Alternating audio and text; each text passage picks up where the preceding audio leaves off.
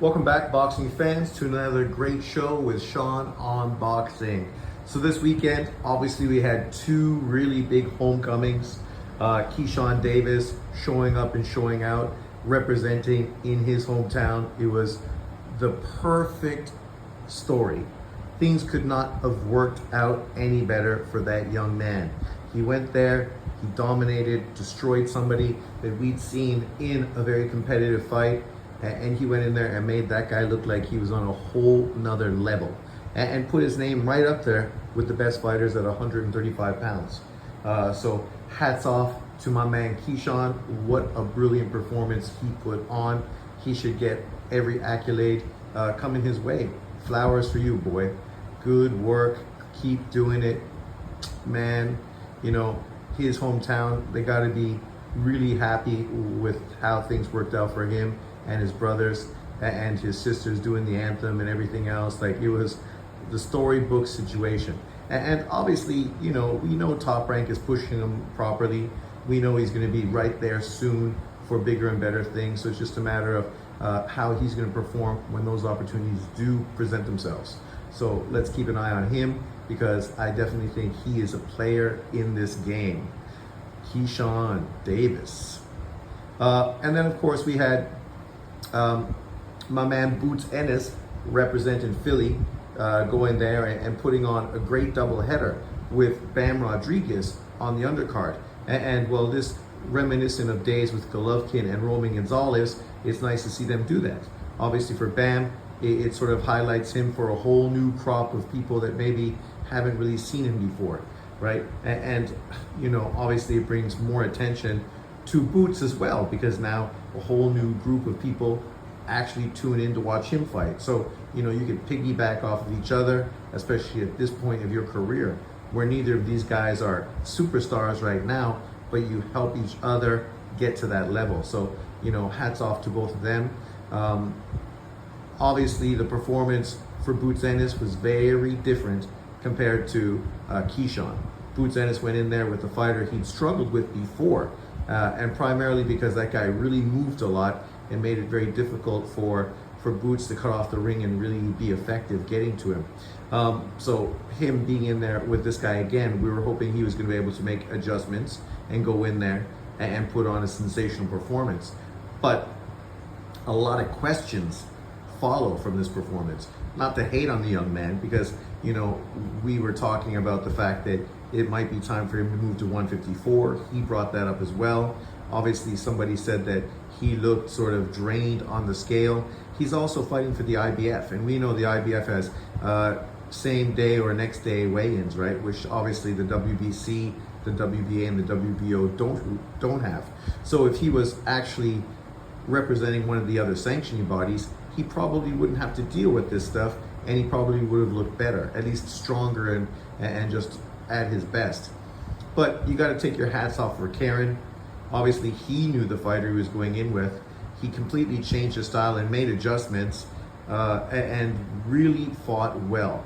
I thought the scorecards were way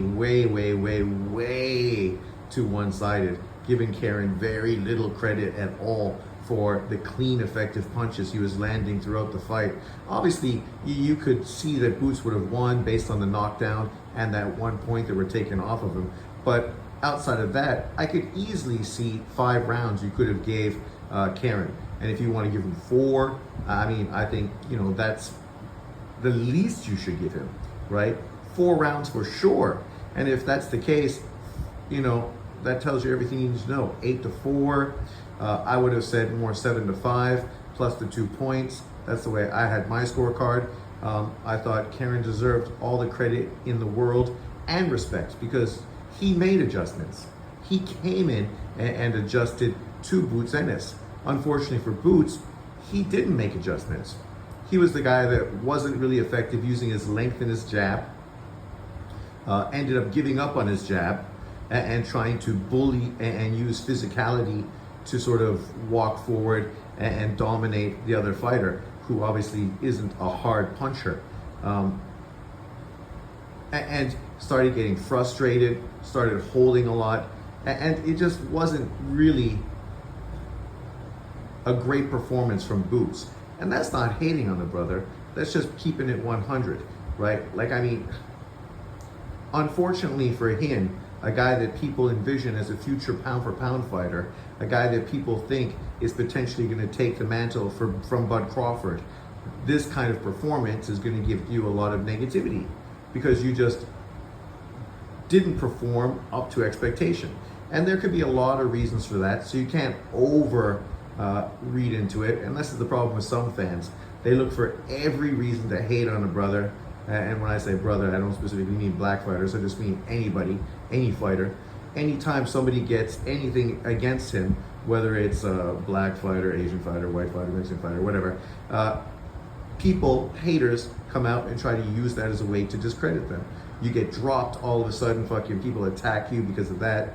You struggle against a guy stylistically that has a style that maybe is just not really the best for you. People hate on that. And you know, we gotta be fair. You can't overly judge a guy based on one performance. Bud Crawford came out in Twitter, X, and said the same thing. And you know, that's fair. And most boxing fans should be a little more fair and circumspect in the way they break down these things. Like, I'm a Boots fan. I was very disappointed with his performance. I mean, that fight had me cheering for Karen, even though I went into the fight hoping that Boots was going to have a sensational performance, something similar to what Bam did. Bam lived up to expectation. He performed the way people were hoping. You know, he went in there, showed up, showed out. But unfortunately, Boots just didn't do that. And so because of that, you know, Monday day quarterbacks are going to be, you know, calling him out, talking about everybody can now beat him, that he's not that good. And the onus is on him to do better his next fight, right? I mean, it's okay that people are hating because in sports, that's what happens. The onus is still on him to show up next time and prove these haters wrong. And I mean, people that are upset because people are throwing hate towards fighters, it's like, get over yourself. Jesus Christ, how long have you been watching sports? People always hate on everyone.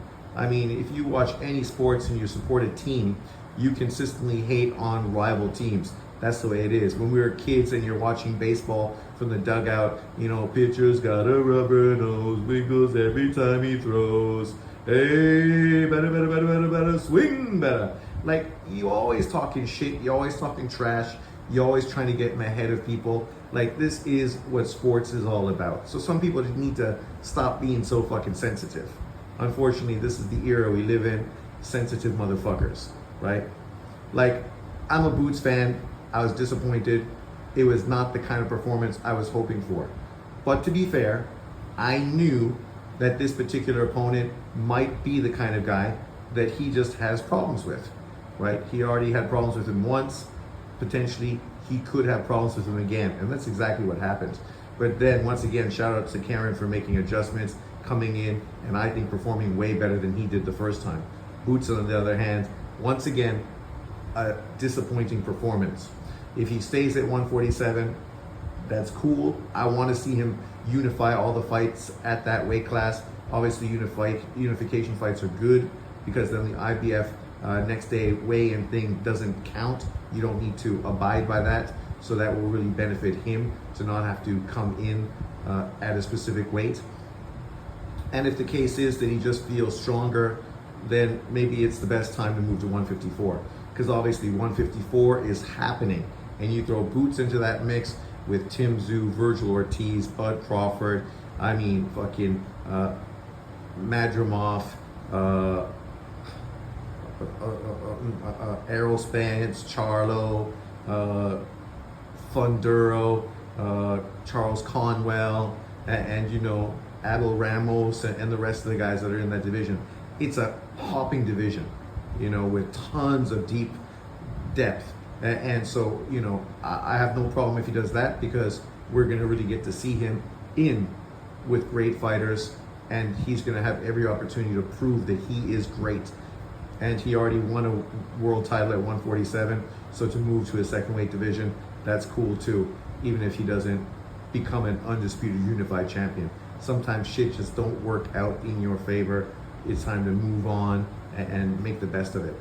Man, Arkansas is a fun team to watch. Damn. I'm watching Arkansas versus Baylor. Baylor's a good team. Good team.